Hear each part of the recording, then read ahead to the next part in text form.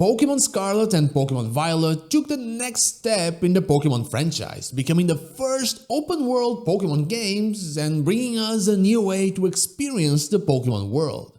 And yeah, you could basically go everywhere without any kind of border. They really emphasized this freedom with the way that Team Star bases and Titans and even gyms did not have the set order that these objectives usually have. But there were some major flaws that left some people asking, should Gamefreak go back? Well, hey, I'm not so a trainer, and how do we fix this Pokémon Open World? Let's get into it.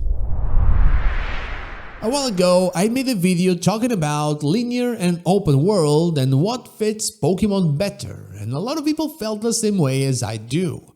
Pokémon is better, kind of in the middle.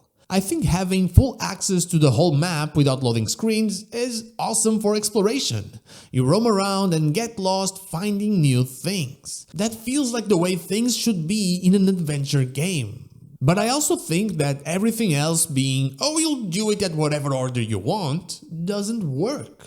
That was the biggest problem with how they decided to structure Paldea's open world.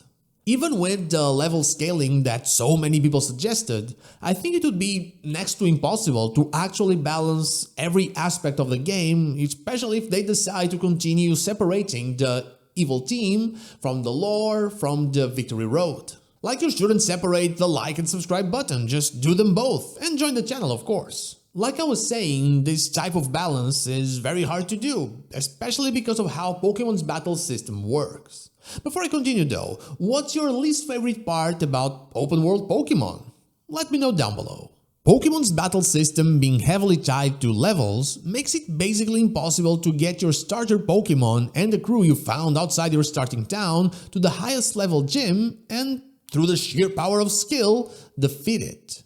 Of course it would work if level scaling was there, which would then have to affect everything, from trainers to wild Pokemon and to static legendaries and evil teams, which I believe ends up being more of an issue in terms of storytelling than anything else.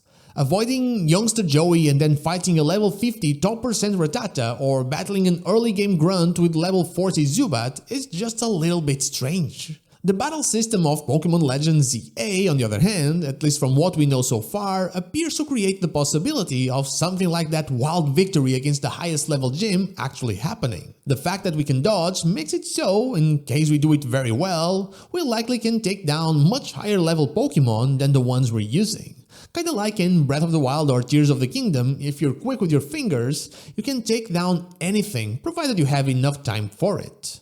I don't believe we should look at this battle system as a fix though. Like I talked about on a previous video, while I see Pokemon adding new action features to their main series, I don't think they will, and also believe they shouldn't, stray away from actual turn-based battles because this battle system is just synonymous with the franchise. So if level scaling and a change in battle system isn't the right way to do things, how do we fix the problems with Pokemon's approach to open world? Well, we take away freedom. In a way, we structured the Pokémon Open World to make it a little bit less open.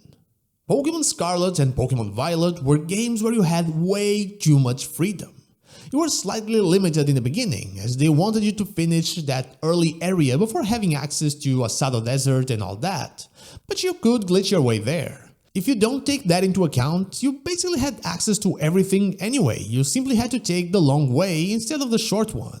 By having too much freedom, nothing memorable happened in the open world. You could reach any destination easily because even caves were incredibly easy to navigate. Getting your Koraidon and Miraidon's abilities just made something easy even easier. We actually had a wonderful talk about this on stream a few weeks ago where we came to a very simple conclusion as to what the problem in Gamefreak's open world was, and it could all be changed by this rock, or what it represents. Physical barriers. They were always key elements of Pokemon's overworld design. You had rocks you had to find a way to break, you had trees that you had to find a way to cut, and you had boulders that you wanted to push, you needed to push, but you just couldn't. There were even fake trees like Sudowoodo blocking the path, or the most famous of all, the sleeping Snorlax. All of these things served the purpose. They were there to keep your progress in check while you still had a lot of the map available to you, and they would open it further the moment you dealt with them. It goes against the open world philosophy, but it doesn't eliminate it completely. Like I said before, a mix of linear and open. While open world games tend to not have these barriers, they also tend to not follow a traditional level system to keep track of progress, something that Pokémon does already. So, keeping this in mind, why not break another rule and limit where you can go, slowly opening up the world to us? For example, if we take into consideration Pokémon Scarlet and Pokémon Violet and our Raiden's abilities, Climb is the one that truly opens up the game, letting you reach wherever you want with ease. So that's a final ability to get, sure. Either that or the ability to really fly, like we got in the Indigo Disc. Those are absolute map unlockers. So before you have those and can travel with ease through the map, you can still be faced with obstacles. You need to reach past a cliff and there's a cave, but rocks block the path inside, so you need to find a way to get through by exploring the current area you're in. It removes freedom, but it makes balancing that specific area a lot easier. You can get a gym there, a few Pokemon, a few trainers, and a few side quests as well, and keep them all balanced.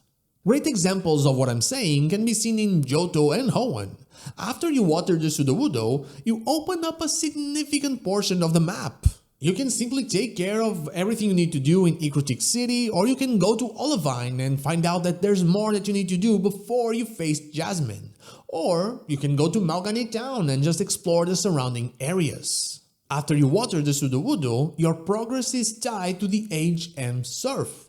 Everything else in between you can do, and there's a lot for you to explore. Hoenn also opens up a significant portion of the map after you catch a ride with Mr. Briny. You don't even need to take down Brawly, you can just move past Beaufort Town. I mentioned those two, but this also happens in Kanto when you get past the Dark Cave, for example, and likely in other games, but these are enough to make my point. Having separate portions of the map available at a time makes it easier to balance everything in those areas, be it regular trainers, gyms, wild Pokemon, or evil team encounters. This would also let you add some form of scaling because you can do it in smaller batches. There are, for example, 3 gym leaders available in that second area. You scale them around what we do first. The same in the following area, and so on and so forth. A mix of linearity and open world. In a way, it is what Legends Arceus did, by giving us large areas to explore, but needing us to do certain things to access the next one. Even putting physical barriers like cliffs, water, and the sky itself in order to force us to reach certain goals before moving forward.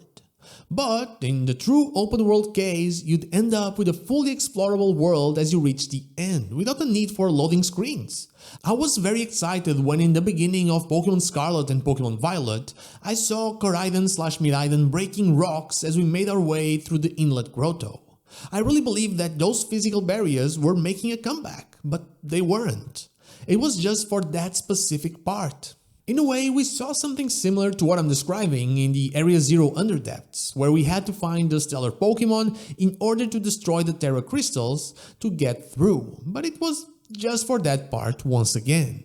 These barriers are something that Pokémon always had but never really translated into the open world. I really hope to see these things make a comeback, be it in Legends Z-A or maybe even in a future game, maybe Gen 10. Because while they do add linearity and take away a little bit of freedom, they make the world around it more memorable because you actually have to spend time interacting with NPCs and actually looking at your surroundings. If you just have to push forward, you forget all that you're seeing because none of that matters. But yeah, that's how this rock, or something else like it, can actually save the Pokemon Open World. But that is all I have for you today. Thank you so much for watching, and I'll see you all on the next one.